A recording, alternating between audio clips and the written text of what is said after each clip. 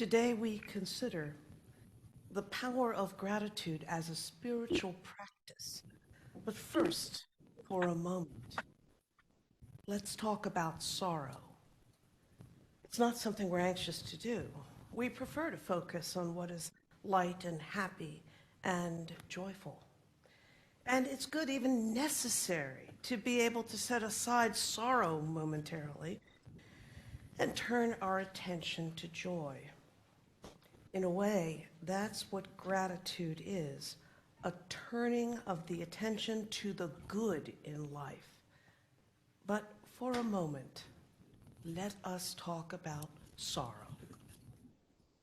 When I was a chaplain at the research hospital of the National Institutes of Health, I worked in pediatrics with the families of children who had terminal illness or a serious and rare medical disorder. It was my job to be present with children who were dying and knew it.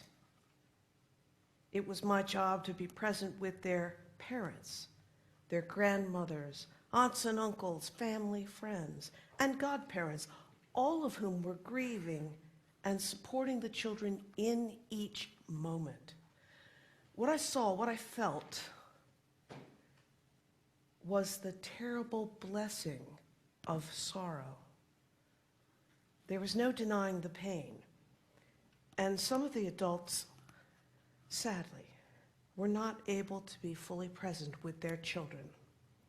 But the families and friends who were present, along with people in the hospital and in their communities who became family in every meaningful sense of the word, they discovered in life a meaning and joy they'd never imagined possible. The adults who loved those children, who stood by them day in and day out, created a kind of bubble of safety in which the children were able to thrive. The adults' power to shield their children from the emotional damage of fear became visible. The adults discovered that love is the opposite of fear, and by their loving presence, they and their children became whole. So, this is my theology of bad things. They don't happen for a reason, nor are they imposed on good people to teach lessons through pain and suffering. But it is within our power to make meaning of even the most difficult events. And it is a spiritual exercise, a spiritual practice to exercise that power.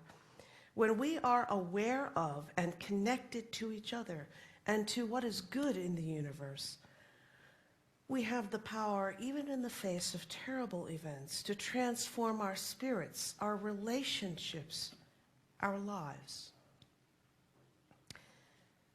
There have been an increasing number of studies of gratitude in the past few decades. Science has discovered that when people are grateful, they come alive.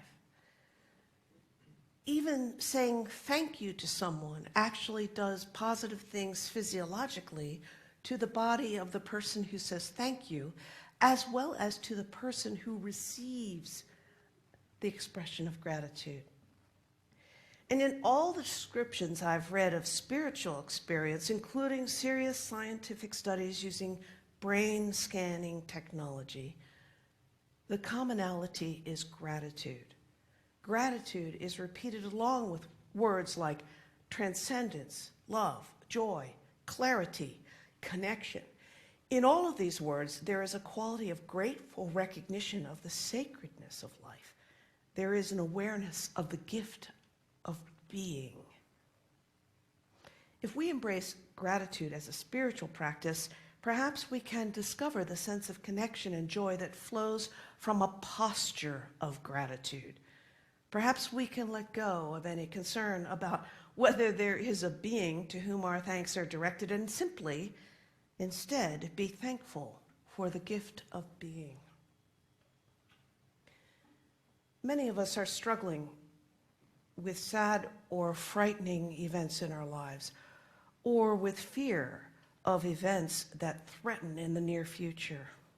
These are real feelings, and there is no point in denying them. But perhaps it's possible to focus our attention instead on the sacredness of being, the bubbling joy of existence, the precious beauty present in everyday things. Perhaps we can experience the love that is the opposite of fear, and living out of that place of love, be released into new spiritual power. Now, it's November, and so a word about November and the unique holiday we call Thanksgiving. We all have people in our lives who are difficult. We have long-term relationships that are not easy. Thanksgiving Day is sometimes challenging as sibling rivalry and remembered hurts spring back to life around the family table. Sometimes it's politics. And sometimes people in our lives may be terribly flawed. Of course, it's possible that each one of us has a flaw or two. If we're fortunate, we settle into personal routines and practices that ease us past our various disabilities. And then we're thrown together in an oddly unsettling way with people whose unbuffered flaws shake our serenity. We call this Thanksgiving Day. But perhaps it is possible to refocus our attention on the sacredness of being, to embrace our loved ones' flaws and all, to alter our vision so that we experience them and ourselves in the best possible light from a stance of gratitude. Each morning, I pass the kitchen window and see the basil plant straining toward the sun.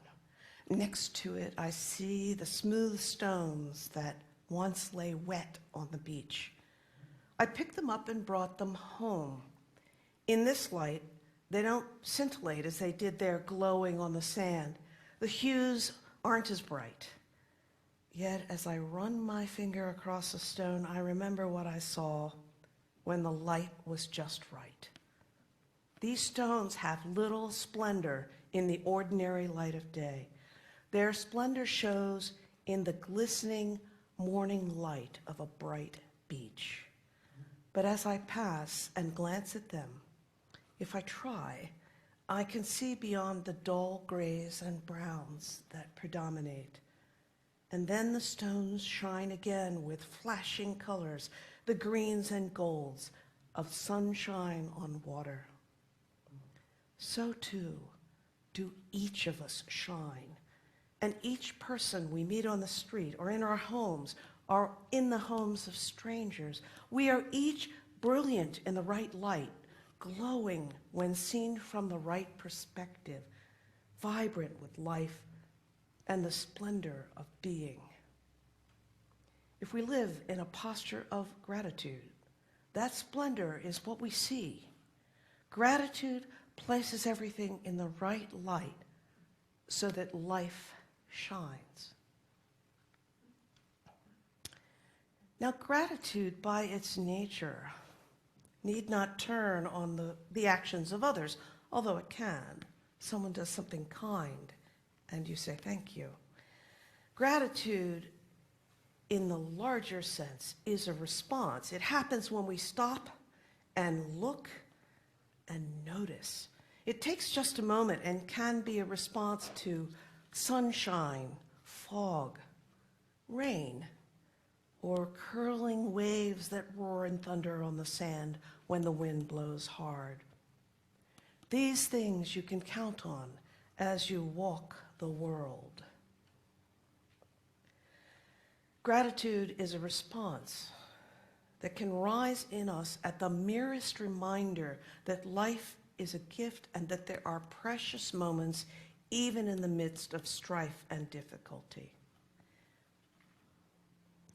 There's a Buddhist story about a man being chased by a tiger. Maybe some of you have heard this. It bears repeating. He ran until he came to the edge of a cliff. He wasn't able to keep from sliding off, but he was able to catch hold of a narrow ledge far enough below so that the tiger couldn't reach him. But when he looked down, he saw 4 tigers waiting at the base of the cliff. He looked to one side and then the other, and there he saw a wild strawberry plant with one red, ripe, perfect strawberry. He let go with one hand, plucked the strawberry, and ate it. "Ah," he said, "it is so sweet."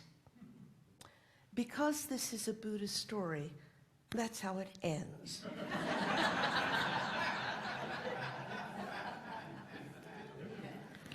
Most of us here are not being chased by tigers, but even in the briefest look at the news, we can see the human equivalent: war waged on civilians, on children, the senseless violence of a mass shooting. We who are not in those situations feel empathy, compassion, and fear, and exhaustion. We wonder what we can possibly do. And each of us, every human being, goes through difficult times. The theologian Diana Butler Bass says that every day there are reasons not to feel grateful and not to practice gratitude. Terrible, distressing, painful, and often awful things happen all the time. The emotions of thanks elude us, and it's easy to choose ingratitude. Yet, if we are attentive, then even in the midst of those difficulties, we can see the moments of beauty that lift the spirit, that give us hope, that help us find meaning and purpose in life. I think that's the point of the Buddhist story. Sometimes all it takes to experience gratitude is a simple awareness and openness to our surroundings. I came home the other day and I noticed that despite the fact the temperature had dropped to 32 degrees the night before, one plant on my patio was still alive, and a blossom had opened, a beautiful red blossom that I had imagined was actually something dead. But there it was, and it only took a moment to notice that. So whether it's a sunset, or a beach, or a breeze, or the taste of a strawberry, even when life is complex or chaotic, it's a moment for gratitude. And let's face it, life can be complex and chaotic most of the time. Reality is challenging. All the more reason to release the power of gratitude into every moment. Now, consider this stone. Oh, it's not that big, but if I were to carry it everywhere with me for a week, never putting it down, it would soon become cumbersome and heavy. In fact, it may do that right this second. Carrying it would interfere with my daily life. Carrying it might prevent me from doing what I choose to do, from noticing what I can do, and from doing what I truly wish to do. And every time I experience sincere gratitude, every time I allow into my being the beauty and the wonder of the earth, or the kindness of a stranger, or the warmth of a friend, the wonder of life on earth, it is as if I put down this stone. My hope, my plan for myself, is to put down this stone from moment to moment, many times in a day, as each time I stop and feel grateful. Then I'll pick up the stone again with renewed strength, with renewed hope, and perhaps with a new insight that will help me make meaning of the sorrow I carry.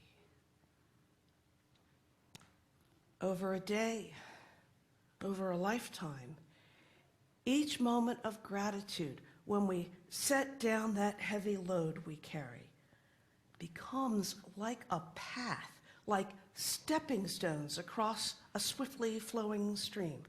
When we look back, we'll see how they led us forward, each one shining in the light of the soul's passage. The spiritual practice of gratitude grounds our lives in the world and with others, always locating the gifts and the grace that accompany our way. The intentional decision to pause and notice beauty, goodness, and grace, to feel our connection to others, gives us strength to respond to the world's sorrow, to our own sorrow, in ways that transform our lives, our relationships, and the world around us.